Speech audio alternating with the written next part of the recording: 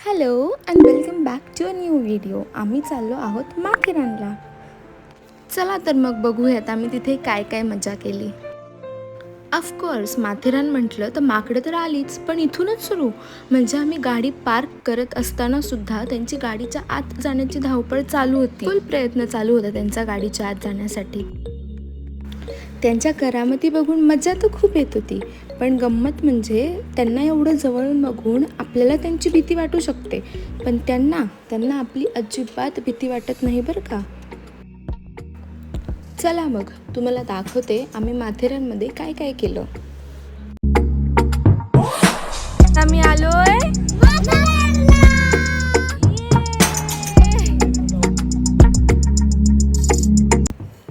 ही जी गर्दी तुम्हाला दिसतीये ही कशाची आहे माहिती आहे का? पार्किंगपासून पुढे ट्रेनपर्यंत जाण्यासाठी जो डिस्टन्स आहे तो कव्हर करण्यासाठी तिथे रिक्षा होत्या, आणि ती जी गर्दी होती ती होती रिक्षासाठी. कारण तिथे खूप रिक्षा नव्हत्या आणि लिमिटेड रिक्षा असल्यामुळे तिथे लोकांना लाईनमध्ये नंबर लावायला लागत होता. आणि एवढ्या मोठ्या लाईनमध्ये थांबण्याऐवजी आम्ही थोडा डिस्टन्स वॉकिंग कव्हर करायचं प्रेफर केलं. आम्ही चालत असताना आम्हाला हे दृश्य दिसलं. ते बघून असं विचार आला की एवढं सगळं चांगलं असताना सुद्धा आपण आपल्या लाईफबद्दल किती कंप्लेंट करतो, पण इथे बघितल्यानंतर कळतं की आपण किती सुखी आहोत. त्याच्यानंतर आम्ही एक छोटासा लिंबू पाण्याचा ब्रेक घेतला. नंतर आम्ही इथे घोडा घेतला. तिथे जे टुरिस्टी प्लेसेस आहेत तिथे जाण्यासाठी लोक घोडा करतात. खूप मजा येत होती बरं का घोड्यावर. आणि इथे प्रत्येक घोड्याला एक नाव असतं. आमच्यातल्या एका घोड्याचं नाव काय होतं माहिती आहे का? इंस्टाग्राम. Yes, Instagram. घोड्यावर बसून आजूबाजूचं वातावरण आणि परिसर एन्जॉय करण्यात वेगळीच मजा येत होती. इथे रस्त्याने सुद्धा आम्हाला एवढी माकडं मस्ती करताना दिसत होती. इथून तिथे उड्या मारतायत, मध्ये मध्ये येत आहेत, त्यांची मस्ती चालू होती. माणसांना अजिबात घाबरत नाही, बाप रे. नेक्स्ट आम्ही इथे एका पॉईंटवर पोहोचलो. इथे जुन्या काळातलं एक खूप सुंदर आणि छान मंदिर होतं. तिथेच आम्ही थोड्या वेळ थांबलो. खूप छान आणि शांत वाटत होतं.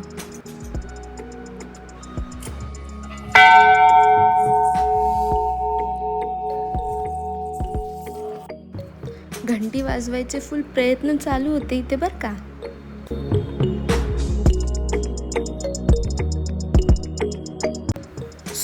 ज्यांचे घोडे होते त्यांचं असं म्हणणं आहे की रोज त्या घोड्यांना सवय आहे लोकांना त्या पॉईंट्सला फिरवून आणायची. त्यांच्यासोबत कोणी जरी नसेल तरी सुद्धा ते त्या माणसाला बरोबर त्या पॉईंट्सला फिरवून आणू शकतात. देवाने प्रत्येकालाच कशी बुद्धी दिली आहे ना, ज्याचं जे काम आहे ते त्याला बरोबर माहिती असतं. मला तर इथे खूप मजा येत होती. माझा घोडा आपलंच चालत होता. असं वाटत होतं मी आधीच्या काळातली कोणती तरी राणी आहे.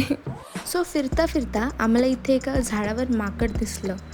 तर त्याची गंमत अशी की त्याने आमच्याकडे बॅग बघितली होती आणि त्याची धडपड ती बॅग घेण्यासाठी चालू होती.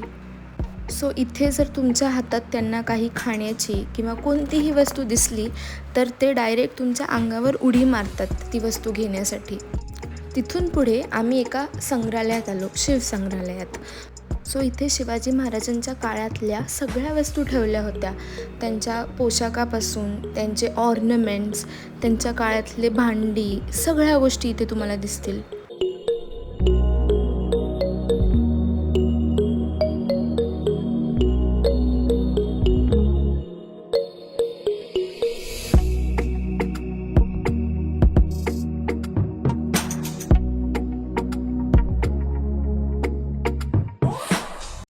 हे बघा, हे जे दिसतंय ना, हे पैंजण आहे, त्या काळातले पैंजण. तिथे आम्हाला एक काका भेटले आणि त्यांना शिवाजी महाराजांचा एवढा अभिमान होता आणि त्यांना वाटत होतं की पुढच्या पिढीला सुद्धा महाराजांबद्दल, आधीच्या पिढीबद्दल तेवढीच माहिती असावी आणि तेवढंच अभिमान असावा.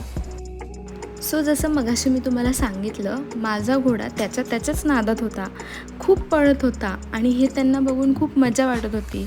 म्हणून आम्ही इथे घोडा एक्सचेंज केला. सगळे पॉईंट्स फिरून झाल्यानंतर आम्ही लंचसाठी आलो आणि जिथे आम्ही लंचसाठी थांबलो होतो एक्झॅक्ट समोरच माथेरानची ट्रेन होती. लंच करून झाल्यानंतर आम्ही ट्रेनमध्ये गेलो आणि इथे आम्ही फॅमिली कंपार्टमेंट बुक केला होता. खूप सुंदर होतं.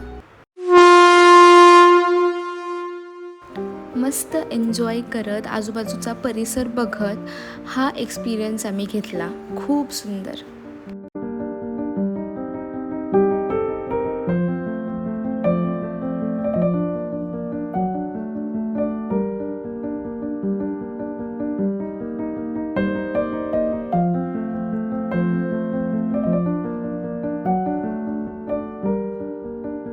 सो अशा प्रकारे माथेरानमधला आमचा जो पहिला दिवस होता तो इथेच संपला.